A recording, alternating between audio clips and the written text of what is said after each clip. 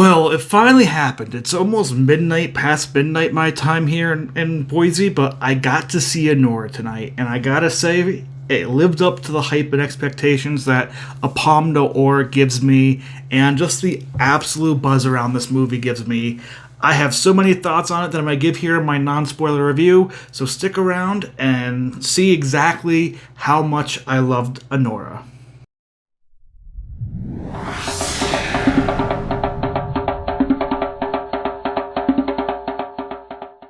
Yes, Neon brings us the Palme d'Or Cannes Festival winner of 2024, finally hitting a more wide release this weekend, most likely releasing in a theater near you. And I gotta say, if you're looking for something that maybe does skew a bit more in the adult entertainment space, but if you're looking for just a fun, great movie ride, go see Anora this weekend. Give this movie a chance. It was not what I expected in ways, and that's somebody who's been just excited to see this movie and wasn't heard all the buzz about it. The standout from the beginning, we just kind of give an amazing round of applause. Like, Mikey Madison is winning the Oscar this year for Best Actress for her role as Annie or Nora, her more proper name, in this film. She hits so many different ranges of emotions. She is able to carry herself with an amazing, I felt, Brooklyn accent, with just amazing just posture, charisma. She's such a fiery character you engage with. You can really understand where she's at as a character, all due to Mikey Madison's just outstanding performance. And there's going to be some people, because I'll say this off the bat too, this movie, as Mikey Madison is playing a Brooklyn stripper slash maybe prostitute, you'll have the movie to see see the movie to see what I mean about that. So yes, the first part of this movie, throughout the movie, but definitely the first part of this movie does have a lot of nudity, does feature some sex scenes in some ways. I don't think it's anywhere near the level of Poor Things, but I'm sure as the movie starts, people will be thinking like, is just another Poor Things in terms of the sexual content category. But no, the second act kind of takes that away, and the script flourishes throughout, and Mikey Madison, from beginning to end of this movie, especially the end of this movie, is giving a rock star, Oscar-worthy type performance. I know there's going to be people out there who think, oh, they're going to give her the Oscar because she got nude in some roles, she shot some sex scenes, but she's doing some really powerful stuff throughout the movie, and especially towards the end of the movie, she's absolutely being a rock star, and she lives and breathes this character of Annie throughout the whole entire film. But the casting and the great acting doesn't stop there. Whether it's Mark Edelstein as her potential love interest, Zakharov, a son of a Russian oligarch, or Yuri Borisov, who is somebody you'll get to meet in the movie. I mean, the acting from top to bottom here just works so well. I mean, Karen Gillian as Toros, again, you'll see him in the movie, you'll understand what I mean, but the chemistry between everybody, the acting between everybody, I absolutely loved it, and this second act in this movie was one of the best second acts I've seen in a while, and definitely the best second act I've seen this year, period. It was nonstop laughs, there was some big dramatic moments, it was one of those movies that felt surreal, it felt like, oh my goodness, this is like a lively movie, I love this, I love the way this is going.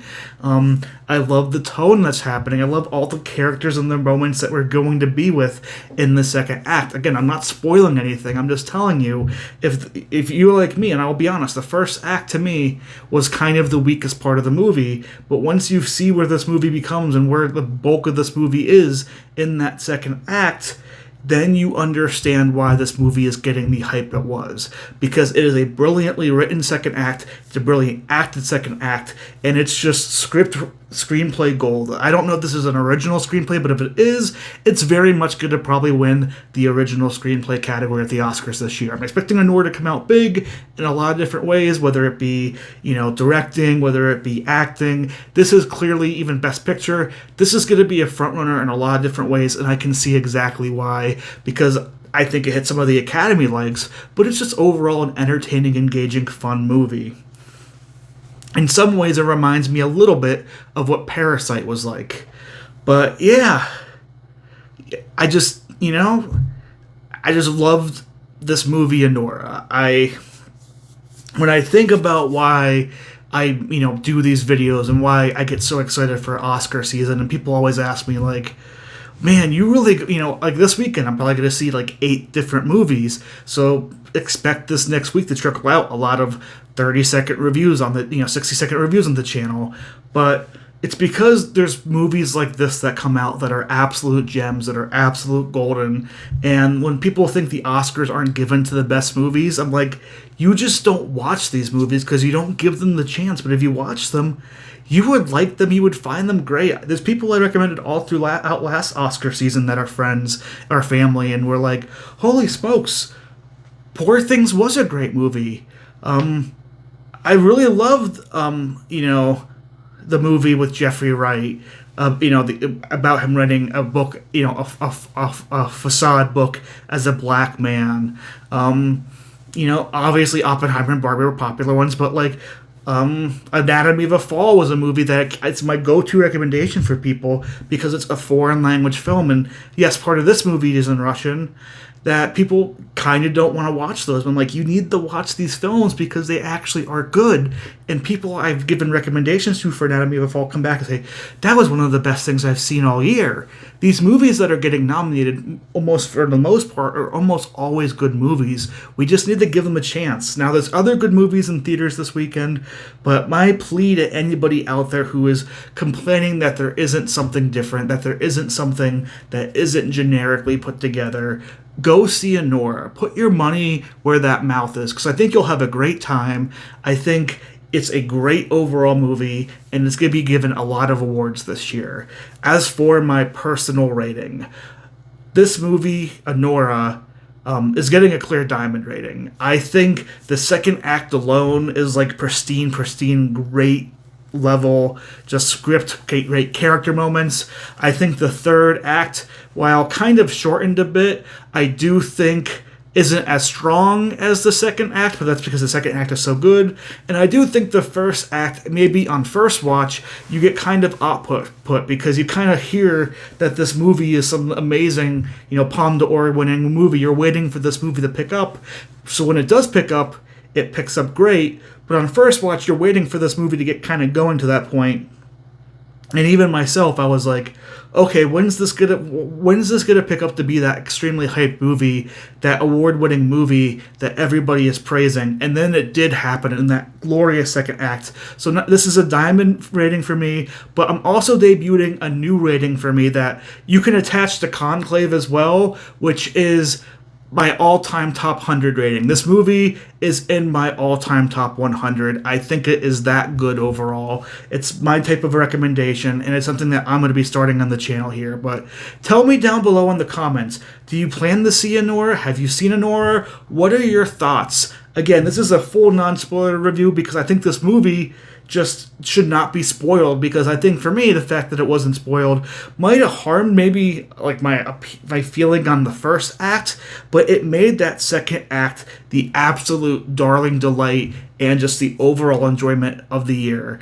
Like I said, I can see many the gentleman actors having a chance in supporting, especially Edelstein and Borisov, and Mikey Madison is 100% winning the Oscar. This is by far the best lady performance or woman performance I've seen in a leading role of this decade so far. And that's, Emma Stone was wonderful last year in Poor Things. But this is the one that I think stands out to me as like, this was the best female acting role I've seen in the 2020s. But that's going to be it for my review of Anora. I can't wait to talk about this movie with you guys more in the comments and more throughout award season, as this is going to be a big player at the Oscars. This is going to be a big player at the Oscars. We're not going to stop talking about this movie probably until next March or April, and even still, it may be a topic point because I think it's that good of a movie. But until you see me on my next review here this weekend, thank you for watching. I'll see you in those videos, and check out for all my content, whether it be Steelers, Survivor, Arcane reactions coming soon, or just my movie reviews. I love having you guys here, and yes, have a good night.